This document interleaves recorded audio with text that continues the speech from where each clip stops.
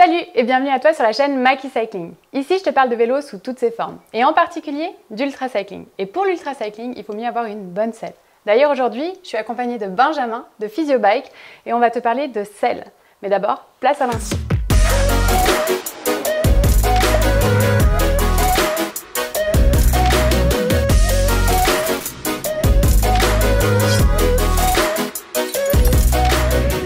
Alors aujourd'hui, on va vous parler de selle et surtout de choix de selle. C'est pour ça qu'on en a autant. Je reçois aujourd'hui Benjamin chez moi, donc bienvenue Benjamin. La dernière fois qu'on s'était vu, on avait fait l'étude posturale sur mon Synapse et on avait pu se rendre compte que ma selle, bien que j'avais l'impression d'être bien dessus, c'était peut-être pas le meilleur choix. Benjamin, qui es-tu? Quelle est ta profession? Donc, je suis physiothérapeute.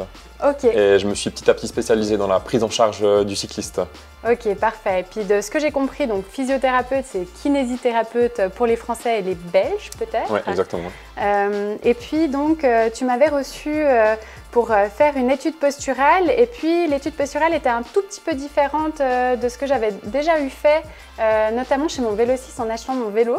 Peut-être en quelques mots, c'était quoi la différence? Écoute, l'objectif, en fait, c'est d'incorporer l'œil du physiothérapeute au sein du processus de positionnement en y intégrant une évaluation clinique et le raisonnement clinique que pourrait avoir un physio pour permettre de trouver les interventions, les ajustements nécessaires pour trouver une bonne position, une position confortable. D'ailleurs, ça avait super bien marché. Quand j'étais venue te voir, j'avais des fortes douleurs en fait au genou qui m'empêchaient de faire du vélo depuis plusieurs mois. Ça a été assez fulgurant parce que directement après, quand je me suis remise sur le vélo, j'avais presque plus de douleur. Ça a très vite diminué et puis maintenant, c'est presque absent. Mais je me demande si la selle n'a pas encore peut-être un impact sur mes douleurs. Tu penses que c'est possible que la selle ait un impact? Ça peut clairement avoir un lien, ouais, ça peut. En tout cas, je me souviens la dernière fois donc, que Benjamin avait fait l'étude posturale, il avait filmé justement mon bassin, peut-être qu'on va vous mettre la petite incrustation par là, et puis je tanguais pas mal, donc j'imagine qu'au fur et à mesure qu'on pédale, tous ces petits mouvements, ça vient finalement fatiguer le corps. Donc aujourd'hui, moi j'ai décidé de changer de selle, de vraiment choisir une selle où je vais être confortable, mais au-delà d'être confortable, j'aimerais vraiment du coup avoir ton regard de spécialiste pour choisir la bonne selle. Ouais. Moi quand j'ai commencé le vélo, je sais pas vous, mais on m'a dit que c'était normal d'avoir mal sur le vélo et surtout d'avoir mal aux fesses. D'ailleurs, j'ai eu très mal aux fesses quand j'ai commencé le vélo. Je sais pas, toi, tu as eu mal aux fesses? Ouais, c'était l'horreur. C'était vraiment l'horreur. Ouais. Moi, je me rappelle que j'avais fait 50 km. On devait faire un grand parcours, même plus que 50 km. On devait faire 150 km. Et à partir de 50 km, je pouvais plus m'asseoir sur ma selle. Donc, pour le coup, j'avais pas mal aux fesses. J'avais mal, on va le dire, à la vulve. J'avais tout simplement plus de peau. Donc là, ça a été ma première fois où j'ai commencé à chercher une selle. J'avais acheté une selle qui était très moche. Là, ça m'a un peu surprise parce que finalement, le choix de selle, c'est pas toujours en fonction de la beauté de celle-ci. Hein. Ouais, exactement. Donc voilà, et depuis, je crois que j'ai pas arrêté d'avoir des problématiques de selle, difficulté à trouver ma selle. Moi, personnellement, j'ai eu beaucoup d'irritations au niveau du siège, des irritations qui s'augmentent au fur et à mesure de la distance. Mais après, sans forcément faire de la distance, j'ai eu pas mal d'irritations aussi au niveau de la vulve. Parfois, j'avais même carrément plus de peau au niveau du clitoris, au niveau de la vulve, c'était assez désagréable. Et puis, l'année passée, j'ai fait carrément des abcès, en fait, alors plutôt sur le siège, des abcès qui m'a vraiment obligée à changer de selle quelques semaines seulement avant ma grande épreuve de l'année. Donc, ça avait été aussi assez inconfortable finalement de changer de selle au dernier moment. Donc voilà, et puis j'ai toujours pas trouvé la bonne selle, mais j'ai cru comprendre que les problématiques, les douleurs, c'est assez fréquent, que ce soit chez les hommes, chez les femmes. Chez les hommes, il y a d'autres douleurs que celles que je viens de dire. Ouais, alors déjà, problématique d'inconfort sur la selle, c'est une problématique très fréquente qu'on retrouve du coup en clinique et beaucoup de cyclistes arrivent avec des inconforts au niveau de la selle qui les gênent vraiment beaucoup dans leur pratique du vélo et on va retrouver du coup plusieurs symptômes. Tu peux avoir par exemple des engourdissements au niveau pénis-testicule, c'est des choses qu'on peut retrouver assez souvent chez les hommes. On peut retrouver des inconforts au niveau de la selle avec des irritations. Si on parle plus de la sphère uro On va retrouver des difficultés à uriner parfois, ou des envies pressantes d'uriner. C'est des choses qui peuvent aussi se retrouver. Et puis, comme je le disais en intro, là, donc moi, j'ai plus tellement de douleurs au niveau du siège ou au niveau de la vulve, mais j'ai toujours des douleurs au genou. Donc, un mauvais choix de selle peut aussi se répercuter finalement sur d'autres parties du corps. Ce seraient lesquelles? Si on a une selle, par exemple, si on a une selle trop étroite, avec une tendance, avec un bassin qui a tendance à faire un peu du gauche-droite quand on pédale, ça va créer de la charge, voire de la surcharge au niveau du bas du dos qui peut générer des inconforts par exemple. Ouais. Si on a une selle par exemple qui est de nouveau un petit peu trop fine, on aura tendance à se basculer plus d'un côté par rapport à l'autre, on aura un angle au genou qui sera peut-être pas le même à gauche versus à droite, donc on va peut-être pas pousser la même chose d'un côté versus l'autre. D'ailleurs, tu me dis ça et on en a parlé tout à l'heure, ça peut aussi se remarquer des fois avec nos selles où on aura une usure qui ne sera pas symétrique. Oui, exactement. On peut retrouver ça de temps à autre où on va retrouver d'un côté plus que l'autre une usure prématurée de la selle. Ça peut être un signe que la selle est trop étroite ou la selle est trop haute ou trop en arrière. En tout cas, quelque chose qui se passe au niveau de la selle. Ok, bon, pour le coup, la mienne, c'était plutôt symétrique. Donc, je balançais un peu, mais à ce niveau-là, il n'y a pas tellement de différence. D'ailleurs, je me rappelle que là, tu viens de me parler des douleurs qu'on peut avoir peut-être au niveau des genoux ou au niveau du bas du dos. D'ailleurs, je me réjouis de voir si j'arrive à éradiquer ma douleur en bas du dos avec un changement de selle. Mais je me rappelle aussi que quand j'avais eu l'abcès au niveau du siège, je m'étais fait des tendinites aux avant-bras. Ouais. Ça, c'est fréquent qu'on puisse avoir des douleurs carrément dans les avant-bras à cause d'un mauvais choix de selle. Oui, c'est une chose qu'on peut retrouver aussi assez régulièrement, qui part généralement dans l'inconfort au niveau de la selle. Okay. Dans le cadre où la selle est souvent un petit peu trop haute et peut-être un petit peu trop fine, on va ressentir une pression excessive au niveau de la zone périnée, en tout cas des tissus mous. La première intervention instinctive que le cycliste va faire, du coup, ça va être de descendre le bec de selle pour décharger cette zone du périnée des tissus mous, ce qui aura pour effet de faire glisser le cycliste vers l'avant. Le fait de glisser vers l'avant va amener beaucoup plus de poids au niveau des mains, au niveau du guidon, ce qui va venir surcharger tout l'appui au niveau des mains, au niveau des bras. Et probablement que dans ton cas, c'était peut-être ça, avec une surcharge au niveau des avant-bras qui peut peut-être venir créer ces inflammations. Ouais, en tout cas, je me reconnais bien quand tu me dis baisser l'avant de la selle, le cycliste qui glisse. Moi, je me souviens faire beaucoup le mouvement, en tout cas, de me reculer en arrière pendant la sortie. Donc ouais, je pense que le diagnostic a l'air assez bon. Mais du coup, waouh, là, on a énormément de selles. Du coup, je suis un peu perdue. Je savais que je voulais changer de selle, mais là, maintenant, je ne sais plus laquelle choisir.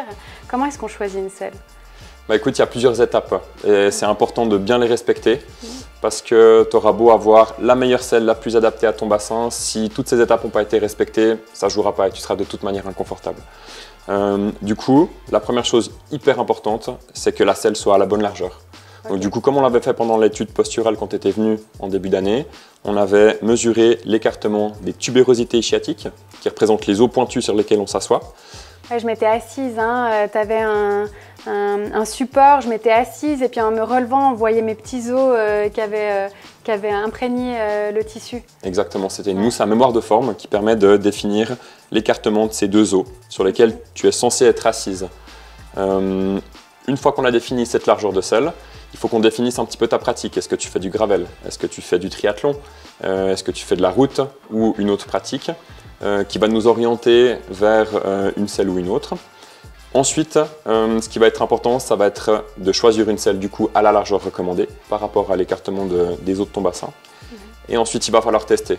Donc, il n'y a pas une selle qui est meilleure qu'une autre.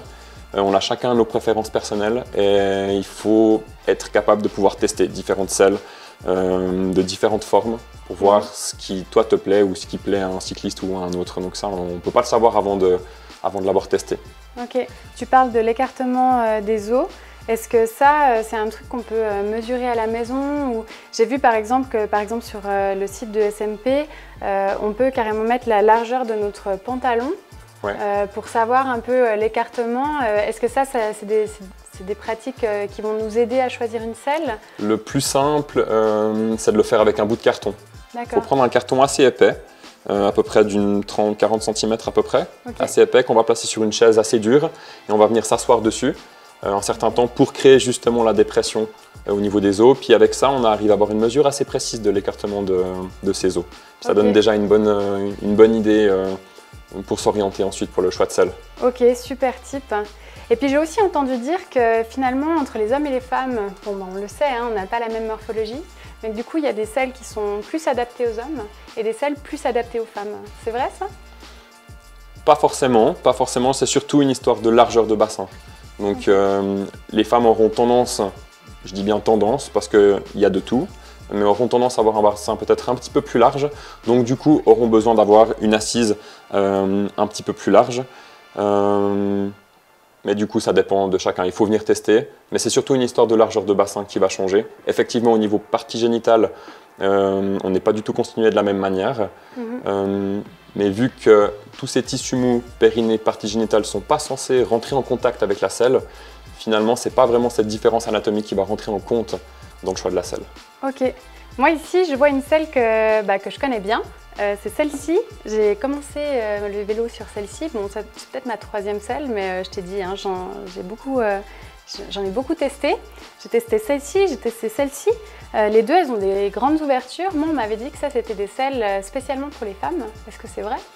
Il y a aussi des hommes qui utilisent ce genre de selle, donc pas forcément spécifique aux femmes. Typiquement, des hommes qui auraient des problématiques d'engourdissement au niveau pénis-testicule auront tendance à utiliser des selles avec la partie au centre qui est effectivement évidée. Ça a ses avantages et ses inconvénients. L'avantage de venir décharger effectivement la zone au niveau du périnée. Faut-il encore s'assurer que la hauteur de selle et les réglages sont bons. Le désavantage, c'est qu'on vient diminuer la surface d'appui au niveau de l'assise. Donc en enlevant de la matière, on aura des points d'appui qui seront plus petits et donc qui peuvent créer des points de pression un petit peu plus douloureux. Ouais. Donc c'est pas forcément un avantage. Il y a les pour et les contre. Ouais, donc en fait, si je schématise, soit on est en appui sur tout, et puis finalement l'appui il est bien réparti sur toute la selle. Exactement. Soit on est vide, et puis du coup on est réparti sur moins d'endroits, et donc on a plus de poids sur ces endroits. Ouais, donc peut-être que même les irritations que j'ai, elles peuvent même venir de ça finalement. Effectivement. Là on peut le voir typiquement si on prend ces deux selles là ici. On voit très bien que là on va avoir une très bonne répartition des contraintes. Par contre ici, ce rebord ici peut être un facteur qui peut venir gêner. Ouais. Donc effectivement ça peut être problématique. Ok. Donc ce que je comprends en tout cas, c'est que y a le choix de selle, la largeur de la selle, peut-être évidée, pas évidée, il faut les tester. Et puis ce que je t'ai entendu dire à plusieurs reprises et qui m'avait marqué lors de notre précédente rencontre, c'est finalement le réglage du vélo. De ce que je me souviens en tout cas, je ne sais pas si vous vous souvenez, moi j'avais ma selle trop haute, trop en arrière. J'avais l'impression d'être finalement perchée sur ma selle et j'avais beaucoup d'appui. Là j'ai repris mon ancien vélo. Mon Synapse est malheureusement en réparation depuis quelques semaines et je me suis rendu compte que de nouveau j'avais une position beaucoup plus haute, beaucoup plus en arrière et puis du coup beaucoup plus d'inconfort au niveau de la selle. Ouais, effectivement, ce qu'on a tendance à voir du coup chez les gens qui se plaignent d'inconfort au niveau de la selle, c'est une tendance à avoir une selle qui est un petit peu trop haute. Plus la selle va être haute, plus on va venir créer de la pression, plus on va être haut perché sur la selle et on va venir appuyer au niveau des tubérosités sciatiques, au niveau des tissus mous et ça va venir créer de l'inconfort d'une manière ou d'une autre. Donc il faut vraiment s'assurer d'avoir un réglage de selle adéquat. Donc quand je dis réglage, c'est une hauteur de selle adéquate, un recul et une inclinaison adéquate. Et une fois qu'on a tous ces paramètres-là, on part plutôt gagnant en termes de confort sur la selle. Ok, donc je crois que l'étape suivante, ça va être de tester des selles. Moi, j'avais donc cette selle-là sur 2 de mes vélos. C'est une selle que j'appréciais assez. Ça fait 2 ans que je roule dessus. On a pu se rendre compte la dernière fois que finalement, elle n'était pas assez large. Donc celle-ci, je ne sais pas, mais j'ai fait venir 3 autres selles qui ont la bonne largeur. Elles sont les 3 différentes. Moi, j'aurais tendance à choisir la plus jolie. Mais peut-être que tu aurais d'autres conseils pour la choisir. Je vois qu'elles ont quand même des formes différentes. Je vois qu'il y en a qui sont plus larges, il y en a qui sont très rebondis comme ça. Qu'est-ce que tu peux me dire par rapport à ça? Je dirais que la chose la plus importante, c'est de venir les tester. Ouais. Déjà là, tu t'assures d'avoir des selles qui sont la largeur adéquate. Donc tu pars déjà gagnante par rapport à ça. Et il faut venir tester. Il n'y a pas de 35 000 solutions. Il faut que tu t'assoies dessus, il faut que tu testes sur le vélo, que tu fasses des sorties avec et que tu regardes laquelle te convienne le mieux. Effectivement, comme tu as dit, il y a des becs un petit peu plus larges. Il y en a qui sont un petit peu plus évidés au centre. Il faut que tu vois ce qui te correspond le mieux sur le vélo. Moi, j'avais une selle qui avait vraiment comme ça une forme comme un toboggan. J'aurais presque tendance à choisir une selle qui lui ressemble. Mais par contre, je vois que c'est les seuls qui ont cette forme-là. Est-ce qu'il y a un intérêt particulier? Certains cyclistes aiment bien avoir justement cette pente avec cette sensation de venir se caler au fond de la selle. Le risque, et ça peut être un peu le revers de la médaille de ce genre de selle, c'est que du coup, ça crée une surface qui va venir faire glisser le cycliste vers l'avant. Donc c'est assez difficile de trouver une bonne stabilité sur la selle. Et pour trouver une bonne stabilité, on aurait tendance à devoir relever un petit peu le bec de selle pour éviter de venir glisser vers l'avant et générer trop de poids au niveau de l'avant du vélo. Donc c'est une histoire de compromis et pas forcément évident à venir régler. Ok, donc ce que j'ai compris, c'est qu'il faut les tester et puis surtout, il faut avoir des bons réglages. Donc je crois que je vais aller me changer, puis on va tester tout ça. C'est parti. Ok, on y va. Ok, donc là, je suis sur le vélo. J'ai remis mon ancienne selle, sur laquelle je roule depuis 2 ans. Mais avant qu'on fasse les tests, j'avais envie de te poser une question. Des fois, j'ai l'impression que quand on a une bonne selle, finalement, on pourrait aller faire du vélo sans bib. D'autres disent que finalement, on pourrait mettre n'importe quelle selle, c'est le bib qui est important. C'est quoi ton positionnement par rapport à ça? Je pense que si tu veux passer du temps sur ton vélo, ça va être essentiel d'avoir une bonne peau de chamois, donc un bon bib, clairement. Ça va nettement favoriser ton confort sur les plus longues durées. Là aussi, il va falloir tester. On va apprécier certaines marques par rapport à d'autres, donc ça, il faut un petit peu tester. Il y a la possibilité d'utiliser de la crème de chamois aussi en complément. D'autres n'utilisent pas du tout. Certains ne jurent que par ça. Donc là aussi, il faut un petit peu faire des tests, mais je trouve que c'est un super complément si on enchaîne les jours de vélo. Surtout quand on commence. J'ai l'impression que c'est important d'avoir un bon bib, une bonne peau de chamois et puis de compléter avec un peu de crème de chamois. Ça peut être pas mal. Ouais. Puis d'ailleurs, moi, je me suis dit, à chaque année, je me dis ça, mais j'oublie. Je me dis qu'il faut commencer aussi la crème de chamois bien en amont. C'est une amie qui m'avait donné ce type et puis c'est vrai que la peau, on peut vraiment la préparer avant les épreuves et puis parfois on dit qu'on peut même commencer 1 semaine avant les épreuves, mettre bien de la crème de chamois tous les jours pour préparer finalement la peau pour qu'elle soit plus élastique et qu'elle fasse moins de lésions. Et on peut aussi l'utiliser après. Okay. C'est-à-dire qu'après une sortie, c'est aussi possible, après d'avoir fini sa sortie, on va prendre sa douche et on met un petit peu de crème de chamois pour venir éventuellement calmer les potentielles irritations qu'il pourrait y avoir. Ça peut aussi être un petit plus. Ouais, d'ailleurs, la mienne, il y a de l'aloe vera dedans, donc je pense que ça doit être un bon truc. Et puis du coup, la crème de chamois, on la met où? Sur la peau, sur le chamois, sur les deux?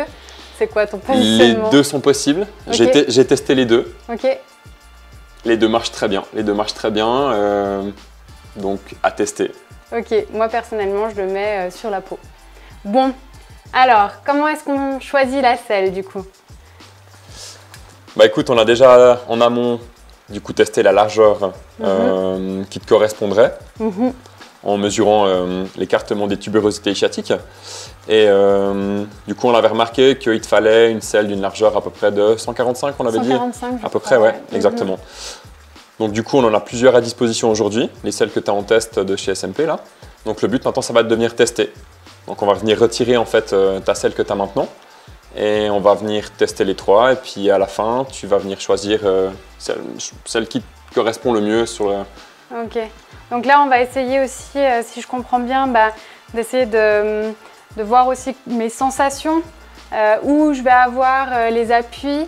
Et puis on va aussi regarder finalement peut-être en se mettant derrière moi si mon bassin il se balance, c'est ça hein? Effectivement, si du coup la selle a une largeur adéquate, tu devrais normalement ressentir un contact osseux. Ça c'est déjà primordial de sentir qu'on est appuyé sur ses os et pas ailleurs. Et quand on est assis sur ses os, on devrait éviter du coup d'avoir cette tendance à faire un peu du gauche-droite avec le bassin. Vu que les os sont bien posés sur la selle, ça devrait normalement améliorer la stabilité sur la selle. Ok. Bon bah là, pour le coup, là je sens que j'ai des appuis plutôt à l'avant du périnée. Ouais. Je ressens pas du tout de pression sous mes os au niveau du siège. C'est drôle parce que je m'en étais jamais rendu compte. Et c'est vrai que je sens passablement de pression du coup au niveau du périnée. Pas de difficulté au niveau de la vulve, mais vraiment, ouais. En fait, je sens vraiment ces deux parties de la selle. Hein, vu que c'est évidé au centre, c'est vrai que j'ai passablement d'appui sur de chaque côté du périnée. Ce qui arrive souvent en clinique, quand on vient tester des selles qui sont à des largeurs adéquates, les gens sont surpris de sentir des appuis durs sur la selle. Et ça change complètement les sensations du coup, sur la selle. Mais du coup, voilà, certaines personnes n'avaient pas du tout l'habitude de ressentir ce contact dur osseux qu'on est censé avoir sur un vélo. Ok, bon, là maintenant, en faisant attention à mes sensations, je pense qu'effectivement, c'était pas la bonne selle. On en teste une autre? C'est parti. Ok, alors premier test, c'est la F30C. Simplement, c'est celle que je trouvais le plus jolie parmi les 3. Donc on va tester celle-là. Déjà, j'ai dû la remettre un peu plus plate. C'est toi qui m'as dit, hein, elle descendait bien en avant. Donc on a mis presque plate en fait la selle. Bon allez, je monte sur le vélo. Tes sensations? Tu sens la différence par rapport à l'autre? En fait, j'ai toujours l'appui au niveau du périnée. Ok. Je me demande si on l'a pas peut-être un peu trop mise à plat, mais je ne crois pas être en appui sur mes os. Ok. Ou, quoique, peut-être légèrement. Ce qui serait important, c'est vraiment de s'assurer que du coup la hauteur de selle soit bonne. Parce que là, on est dans un cas de figure qu'on retrouve souvent, où donc on s'est assuré d'avoir une selle qui était assez plate, qui n'est pas forcément une nécessité pour toutes les selles. C'est juste que celle-ci a une forme assez plate, donc du coup, on sait qu'on peut se permettre de la mettre assez plate. Si tu sens que ça appuie devant, c'est que peut-être qu'il y a un réglage encore à faire au niveau de la hauteur de la selle. Très important, c'est qu'une selle par rapport à une autre, elle n'aura pas forcément la même hauteur. Le rail par rapport à l'assise. Donc du coup, peut-être que celle-ci, la différence entre le rail et puis l'assise est peut-être plus importante, et du coup, ça change ton angle au genou, la hauteur du réglage. Et du coup, c'est pour ça que c'est important quand on change de selle, de s'assurer que la hauteur de selle est toujours adéquate. Ok, alors on va peut-être baisser la selle. Testons. Toujours l'appui devant. Ouais, je suis pas super confortable. Non? Non, je suis pas sûre que ce soit la bonne selle. Après, j'ai pas mal d'appui devant. Ouais. J'ai pas l'impression d'être vraiment en appui sur mes os derrière. Et puis, en fait, j'ai comme l'impression, elle est assez pointue. Enfin, les bords de la selle sont assez pointus. Et j'ai l'impression que ça me donne pas mal d'inconfort, cet élément-là. Ouais, comme on discutait avant, le fait qu'elle soit évidée au centre, ça peut créer des points de pression assez importants. Donc c'est peut-être ça, faut qu'on teste les autres avant d'aller plus loin. Next. Ok, alors là on est donc sur la deuxième selle, c'est la VT30C. Donc toujours la même largeur à l'arrière. Elle est un peu moins justement pointue, un peu moins d'évidement devant. Donc on va tester ça. Par contre j'ai l'impression qu'elle est plus courte. Hein. Peut-être je vais avoir moins de possibilités d'assise. On va voir comment tu te sens dessus. Voilà, là je commence à être bien. Ouais. Qu'est-ce que tu sens exactement? Alors là je sens un petit peu d'appui, vraiment tout devant, vraiment au niveau du clitoris en fait. Donc je sais pas si c'est de nouveau l'inclinaison, mais c'est le seul point de pression que je sens. Sinon, je sens que je suis en appui sur mes os. Déjà, c'est déjà une bonne chose. C'est déjà une bonne chose, hein. Ouais, sur mes deux os à l'arrière, mais j'ai comme l'impression que le bec de selle est un peu trop haut. Ok. Après, je sais pas si elle est plus haute, comme tu disais, que la précédente. Effectivement, si le rembourrage au niveau de la selle est plus important sur cette selle-là par rapport à celle que tu avais avant, ça va te rajouter de la hauteur et puis du coup ça te rajoute de la pression. Typiquement tissu mou, partie génitale, ça peut clairement être impacté à cause de ça. Ok, mais je crois qu'on va déjà la baisser un petit peu puis regarder ce que ça donne. Ouais, testons ça. Ok, du coup j'ai baissé un petit peu le bec de selle. Par contre je me souviens tout à l'heure, tu disais que quand on avait des douleurs devant, il fallait se méfier. Puis tu viens de me réexpliquer que c'était peut-être que j'avais la selle trop haute. Du coup j'ai peur maintenant que je sois sur un toboggan. Comment tu trouves? Là ça a l'air d'être pas mal à niveau, voire un petit peu sur la pente descendante. Ça va être à tester. Effectivement, on a tendance à venir descendre le bec de selle quand on sent que ça appuie ici, alors que c'est plutôt une histoire de hauteur de selle, plus qu'une histoire d'inclinaison. La chose qui va définir si l'inclinaison est bonne ou pas, c'est de savoir si quand tu pédales et tu lâches les mains, est-ce que tu glisses en avant. Si tu sens que tu es stable, ça veut dire que l'inclinaison est bonne et que ça va être la hauteur de selle sur lequel le réglage qu'il va falloir ajuster. Par contre, si tu sens que ça bouge pas, que ça veut dire qu'on est bon au niveau de la stabilité. Bon, on va tester ça alors. C'est parti. Donc beaucoup moins de pression devant. On va essayer de faire le test. J'ai pas l'impression de glisser en avant, peut-être un tout petit peu. Il ne faut pas que ce soit excessif, en tout cas. Ouais. Si c'est très léger, on peut tout à fait accepter. Ouais. Il ne faut pas que ça fasse toboggan. Si tu sens que quand tu te relèves, tu restes plus ou moins à la même place, c'est qu'on est plutôt bien à ce niveau-là. Ok, comme ça, j'ai l'impression d'être assez bien. Quand même,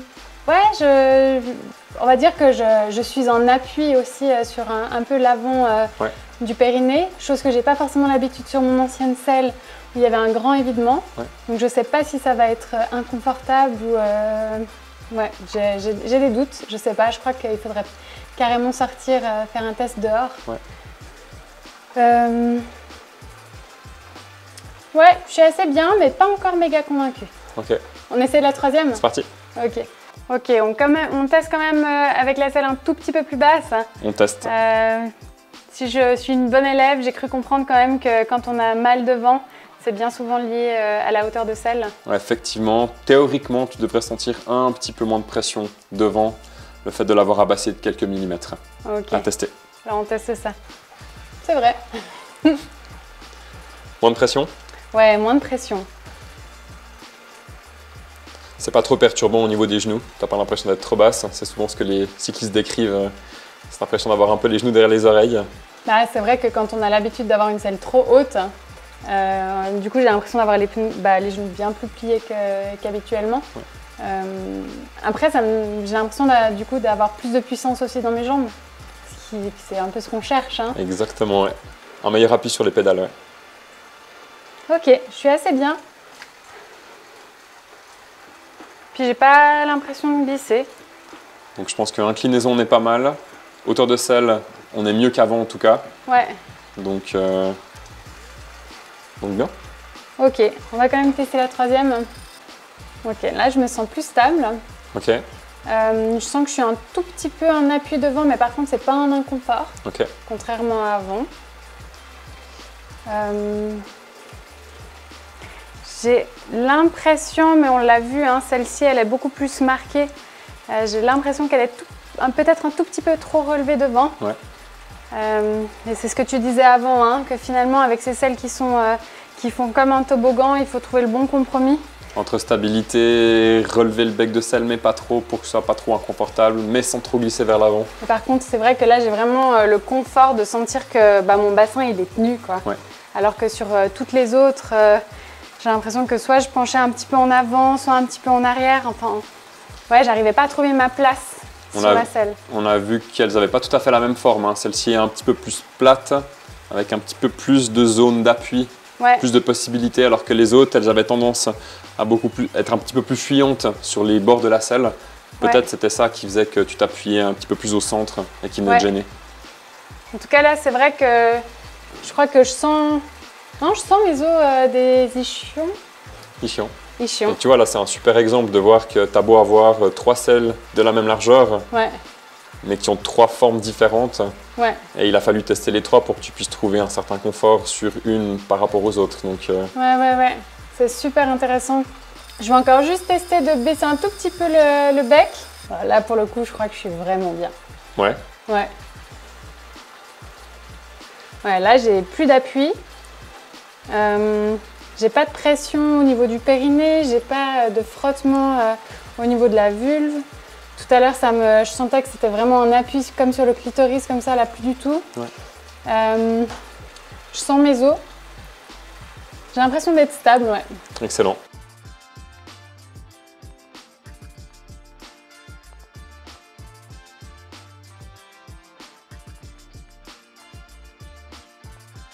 Ok, je crois qu'on a trouvé la bonne selle aujourd'hui.